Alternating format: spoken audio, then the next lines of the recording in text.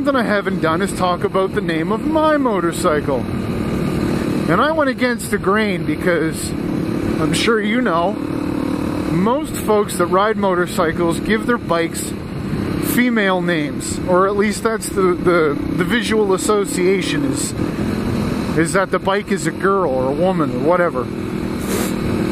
And like I said, I went against the grain, and my little Kawasaki KLX 250, his name is Dougie. That's right, Dougie. And I think the reason I picked that, it's more for the comedy of it than anything. Seriously, who names their motorcycle Dougie? Oh, but he's a little mule. He's a little workhorse. Little Dougie takes me where I want to go. I love Dougie. Look at him, look.